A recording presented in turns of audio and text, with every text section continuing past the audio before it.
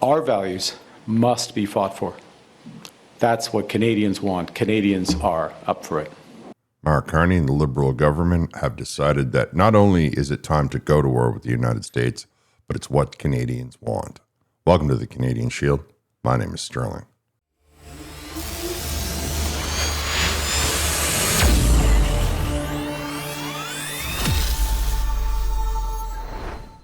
I've often mused on this channel if Mark Carney and his Liberal government are not intentionally sabotaging their relationship with the United States so that he would have the cover that he feels he has to run to China.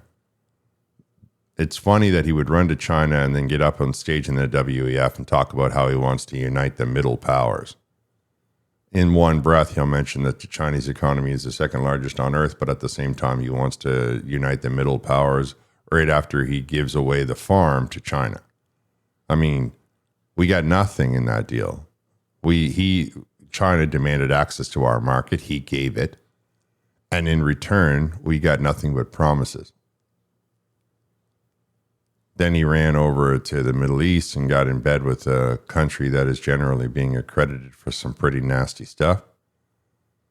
Was zipped up to the WEF where he got humiliated, so much egg thrown in his face that he had to limp back to Canada and start talking tough. Now, of course, he's beating the war drum. He's out there, he's in Quebec City making some very, very graphic references to situations and histories of parts of Canada because he has a problem.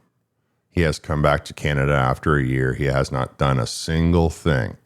We're going to get into that. But before I do, I want to encourage all of you to like, comment, subscribe, hit the notification bell, share this channel with all of your socials. I have memberships that really help the channel out. All right, let's dive into this mess. I have often speculated that the Liberal government, Mark Carney included, are trying to sabotage the deal with the United States so they would have justification in your eyes to go to China. Now, the deal with China is not sitting well with the bulk of Canadians. Canadians are also very interested in the food prices. I was talking to a couple in a grocery store the other day when I overheard them talking about food prices, and I had mentioned that, welcome to Carney's Canada, I said quite glibly. They, in turn, tried to tell me that it was all Donald Trump's fault. Back and forth, 5 minutes, they agreed with me that in reality, we don't have to worry about what Donald Trump does because the cost of our food is not the problem from the United States. The cost of our housing, again, not Donald Trump's fault. The crime rates, again, not Donald Trump's fault. There's so many things in this country that we should be looking after on our own, and instead of fixing those problems, Mark Carney has spent a year flying around on our expense, on our jets, making deals with some of the most vile dictatorships on the face of the earth, trying to convince all of you that Donald Trump is the problem. And I am trying to convince all of you that the Liberal government is the problem. What Donald Trump does, we can worry about once we get a leadership in place that's going to worry about our needs, not their own needs. That's going to do the job the way it was intended instead of trying to take advantage of everybody that might have believed the rhetoric that was coming out of their mouth. So after disaster in China and then off to the Middle East to make another deal with some despots and into the WEF where he was essentially used as a punching bag by Donald Trump, he has to try to come back to Canada and get people to vote for him. Unfortunately for him, the Premier of Quebec has resigned.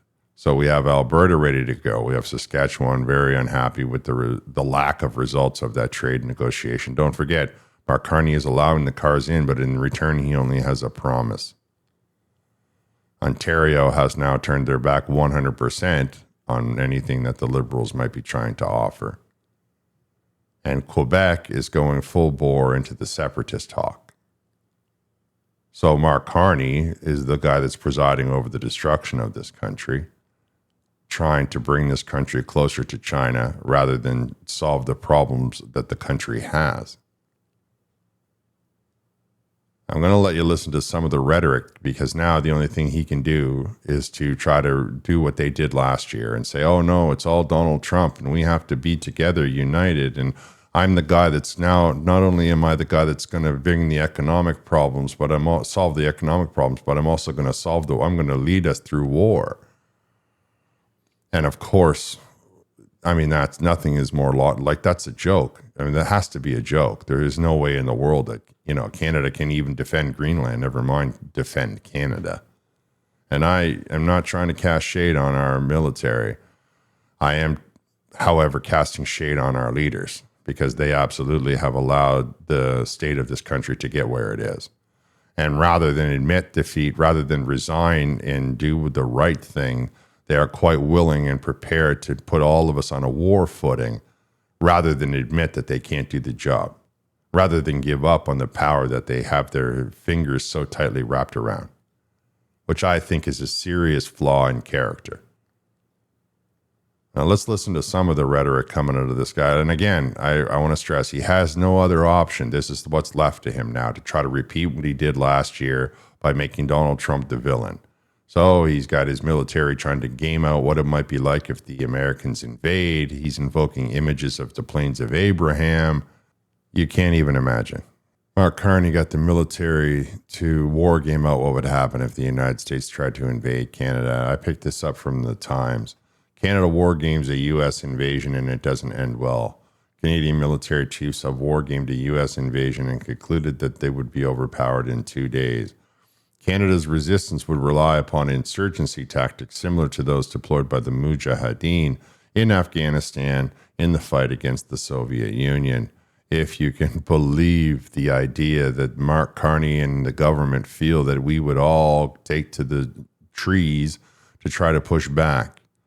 I mean, I don't know what country he's living in, but a good 50% of this country is currently ready for it to collapse. They are simply fed up with the censorship.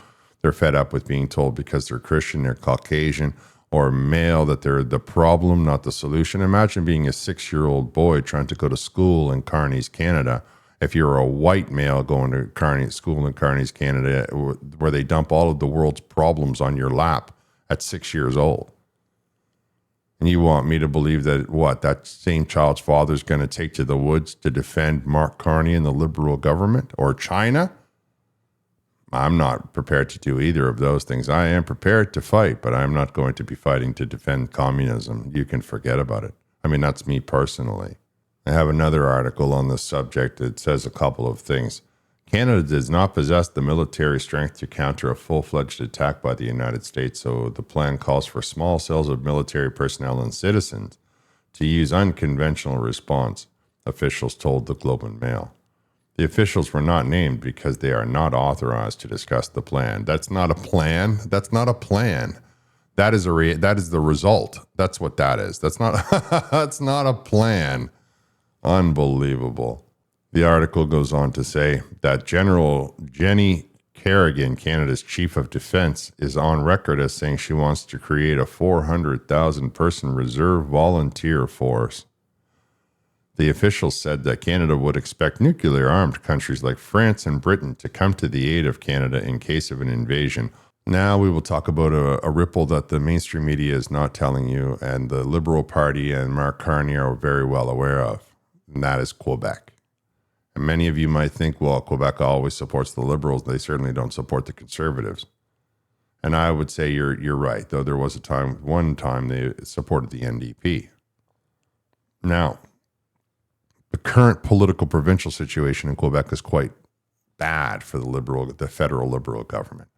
Pablo Rodriguez, a former MP of the Liberal Party, resigned from Justin Trudeau's government to run to be leader of the Provincial Liberal Party of Quebec.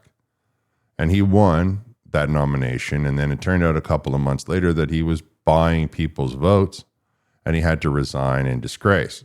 So now the Provincial Liberal Party has an economic scandal, and essentially are leaderless, as last I checked. The leader of the leading political party in Quebec, the ruling political party called the CAQ, the CAQ, their leader just resigned because his popularity is worse than Justin Trudeau's. I think it was 11% or something. And he's resigning in the hope that the CAQ, the CAQ, can throw in a new leader and get a revitalization like you saw Mark Carney do last year to the Liberals. And into all of this mess, the Liberal Party of Quebec, no leader. The ruling party of Quebec, no leader and bad blood. One got a scandal, one is not producing. And into this mess comes the political wing of the terrorist organization of the FLQ called the Parti de Québécois. Their number one mandate is separation from Canada. They want to be their own nation. That's their whole political platform. Separation, separation, separation. And they happen to be very popular in the polls right now. Many people, if there was an election held today, many people speculate that not only would they win, but they'd win a majority, like a landslide. The interesting factor that we have to look at for the Liberal government is that individuals who typically vote for the Parti de Québécois, which is the provincial separatists, also votes for the federal separatists, what you and I would call the Bloc. So when the Parti de Québécois' fortunes do well, so does the Bloc. Now, you're right when you say that Quebec doesn't really support the Conservatives, and except for that one time with the NDP, but they absolutely will support the Bloc. 100% without a doubt. There was a time in Canada's history back in the 90s when the Bloc Québécois was the official opposition. That's how many seats Quebec offers, and that's how many times people can move from one party to the other. So now Mark Carney is staring down all kinds of problems because it looks like the whole entire province of Quebec will switch to separatism, which means in federal politics, they will support the Bloc, and in provincial politics, they will support the Parti de Québécois, the PQ, which of course will strip the Liberals of all kinds of influence out of Quebec. And that's one of the reasons why they decided to, I believe, they hold their summit here. Now, I get that they got to plan it way far ahead, but some of the things that he talked about were very, very, he was mentioning how they were standing on the Plains of Abraham. And if you've lived in Quebec and you understand what the Plains of Abraham is, you know that when the French Quebecer hears the words Plains of Abraham, they get very patriotic. Not to Canada, but to Quebec. However, the Bloc leader, I said that wrong. I often mix them. The Parti Québécois leader, whose name is Plamondon, was asked a question about how he would deal with the United States. And his answer was very, very interesting and very, very like an opening salvo right at Mark Carney. The question was posed to him in English about how he would deal with the United States. Way before trying that kind of tactics, because it is a tactic, to go to a country that has been interfering with our democracy, that has been doing industrial espionage, to go there and say, okay, we're going to build an alliance in the current context where we need to find a deal, strike a deal with the U.S. in the upcoming months. Our approach would be the total opposite. So he was saying how China has got the espionage, the industrial espionage, and there's more to it. I'm going to do a full video on his statement. However, what you heard there was him saying that I would do the exact opposite of what the Liberals have done. I would get down to a deal with the United States of America. So we see right there that the Bloc is taking a shot at the provincial Liberals, because when the voters in this province, they vote along lines. And they often try to tiptoe along the line of separation because they don't fully understand the economic ramifications. But they do understand that their federal Liberals have flooded big parts of their province with individuals that do not share the Quebec heritage. And that's not to say that they're not from there. That's not to say that they're a specific way, they look a specific way. It's that they don't think a specific way. You have to think like they think, like your neighbor thinks, so that everybody has a community. And I don't blame them for it. I'm only trying to point out to you that this is something that is very, very, very much on the radar of the federal Liberal government.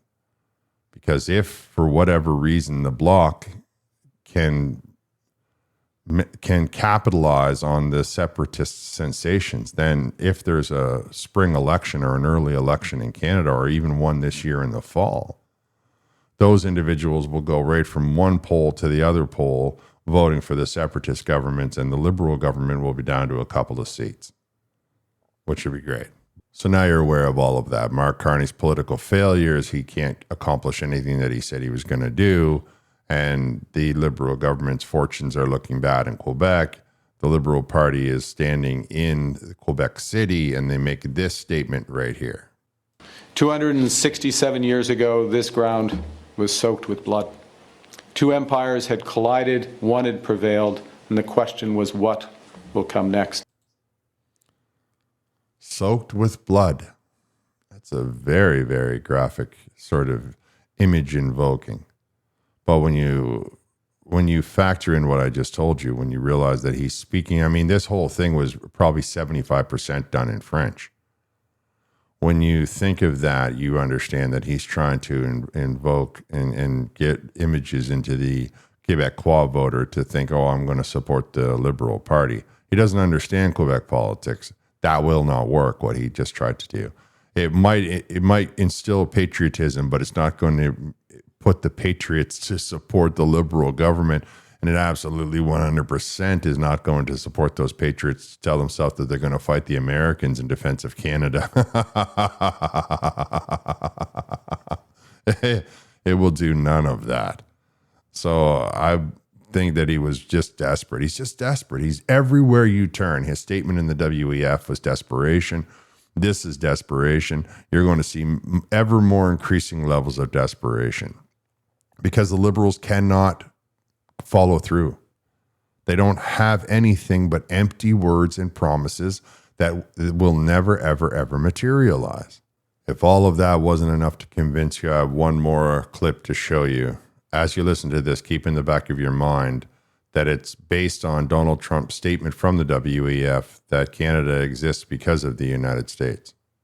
Canada and the United States have built a remarkable partnership in the economy, in security, and in rich cultural exchange. But Canada doesn't live because of the United States. Canada thrives because we are Canadian. Now, Canada can't solve all the world's problems, but we can show that another way is possible. Okay, guys, I got two things that he said in there that I want to pull out, and I want to tear them apart individually, and I do want to tear them apart. Firstly, he says, oh, well, Canada can't solve all the world's problems, but we're going to teach the world, we can show them listen to me, bud, Mr. Carney, we don't care about the world's problems because you were elected to solve Canada's problems. We're not trying to solve the world's problems. We got enough problems in this country that we can't solve. I don't think it's appropriate for us to be trying to tell other countries what to do when we ourselves are not looking after our own country.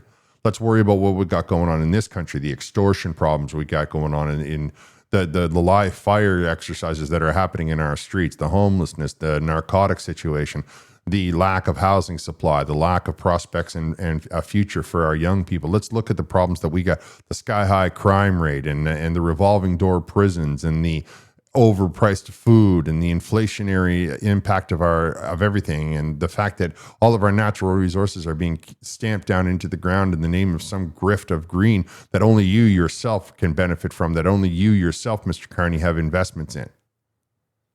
I don't think we're worried about what the world is doing. We got enough of our own problems. Of course, if you were not a globalist, you wouldn't be worried about what the world is doing either. A good example is the way Donald Trump is operating. Of course, the other issue that I take with what he had to say there was that Canada thrives because Canada is Canadian. I mean, that's nothing. That's just a word salad. However, it exposes a large contradiction in Mark Carney's message to the Canadian people, because only 9, 8, 10 months ago, before he decided to contact China, he was telling Canadians that by putting the tariffs on Canada, the United States is posing an existential threat, meaning that the tariffs themselves were going to be enough of a threat to remove Canada from existence. Now you want me to understand from the lips of Mark Carney that the Americans are not a threat to us at all? Or that without the help of the Americans, Canada would continue to exist? Because only 9 months ago, 10 months ago, you were convincing Canadians that without access to the American markets, Canada would cease to exist. Existential threat, I believe, was the word that you used. So which is it, Mr. Carney? Are they the ones that without them we don't cease to exist, or are we a country that doesn't live because of them? Because I'm fairly certain that every individual who's got a business in this country and a minor understanding of economics can see that the American market, which still takes it by your own words, 85% of our products, tariff-free, that country not accepting our products will cause our own country to disintegrate. Of course, we're doing fine on our own with the way that the Liberal government is pushing Quebec out and pushing Alberta and Saskatchewan too far, has now alienated Southern Ontario. Excellent work there, Mr. Carney, for your appeasement to the Chinese overlords, your Chinese overlords. But getting back to the point, it's agreed by the Liberal government that without access to the United States of America, it's an existential threat. Meaning, by extension, by definition, that without the Americans, we don't live, we cease to exist. And so when you stand up at the podium and try to say that we thrive because Canada is Canadians, which of course, I mean, what does that even mean? That means nothing. But that's what we can expect from the Liberal government. Empty, hollow, meaningless words with no actions and no improvements and no problem solving. Donald Trump took the sign out of the window and has created so many solutions in his country. The Canadians are looking across the fence and judging you at the prices on the grocery store and judging you on the prosperity that the Americans are going through while you take Canada to communism. That's just my opinion. You can let me know what your opinion is down in the comments. I'm going to wrap here. Thank you for listening. I'll talk to you next time.